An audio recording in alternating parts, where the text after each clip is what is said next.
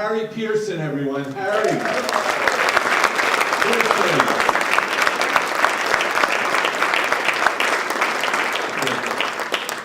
Hi.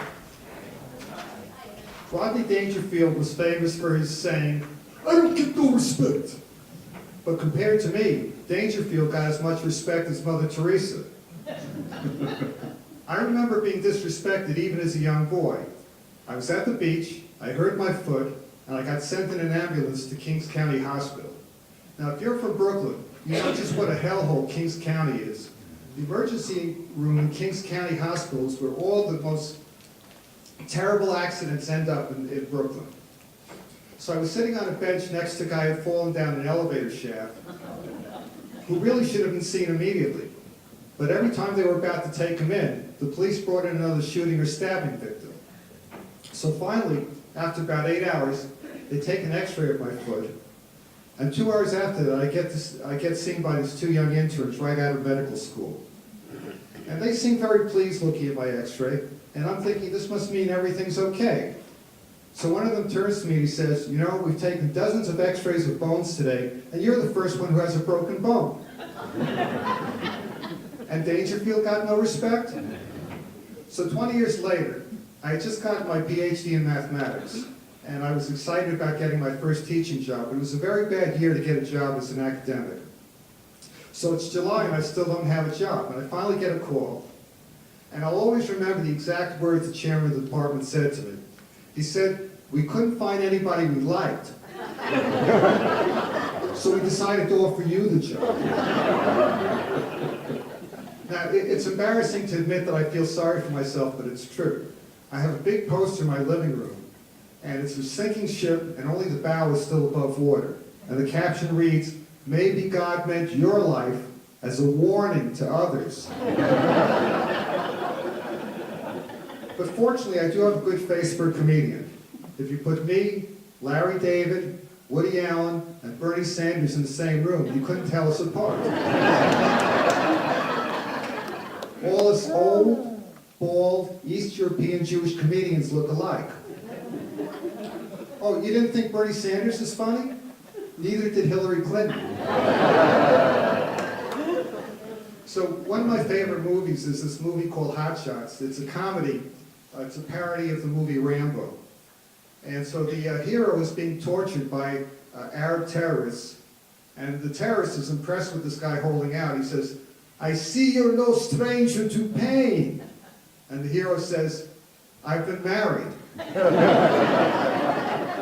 that gets a nod from the terrorist. And then he says, "Twice." And that gets a big oi! Well, I've been married twice also, and that's enough for me. I always thought I was an incurable romantic, until my second wife cured me. When she wanted to end the marriage, I thought she would say something like, "I'm sorry, dear, I just don't love you anymore." But what she actually said was, "I've done a cost-benefit analysis, and I've decided I'm better off without you." And thus romance died.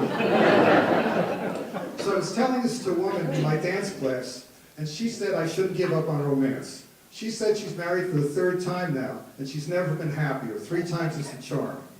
I didn't have the heart to tell her the statistics on marriage.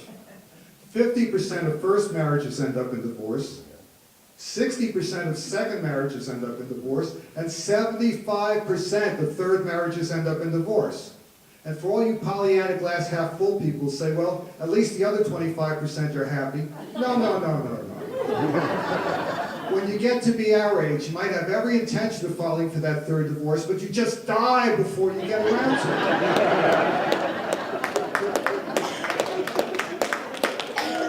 And the other possibility is maybe you're absolutely miserable, but you'd rather suffer in silence for the couple of years you have left than admit failure in a third marriage and go through the agony of a 3rd divorce.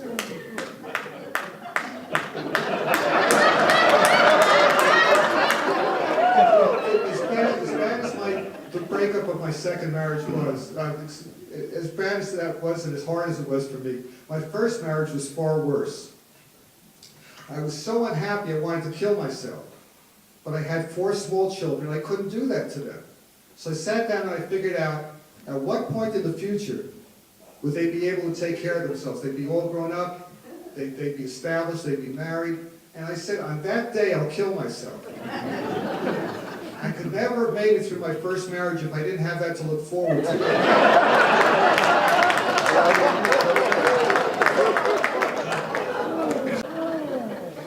So moving on to my second marriage, I was dating this woman who was going to become my wife, but before we had sex for the first time, I insisted that we both be tested for STDs. So I went to my HMO, which had a huge waiting room. It was just like the DMV, very crowded. You took a number, and you waited until you got seen. So when it came my turn, I went up to the nurse who was at the front of the room, and she said, "Why are you here?"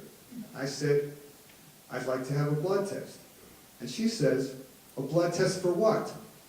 I said, "I'll tell the doctor." And she says, "No, you'll tell me." And we go back and forth, getting louder and louder. And finally I say, "I want to be tested for sexually transmitted diseases." And when I got to back to my seat, everybody within 10 feet had cleared away. Now, I know it sounds like bragging, but since I separated from my wife, I'm having more sex than ever. The only difference is now there's nobody else in the room to complain. So, even though I've given up on romance, I thought maybe I would start dating just for companionship. So I put together an online dating profile, and I noted that since I've been married twice, and both marriages lasted over 20 years, I come with a 20-year warranty. And at my age, I only need one more buyer. So I also noted that I'm very fit and active. I dance, I do yoga, I hike, I do other exercises. And as a result, I've got the body of a much younger man. And boy, is he annoyed.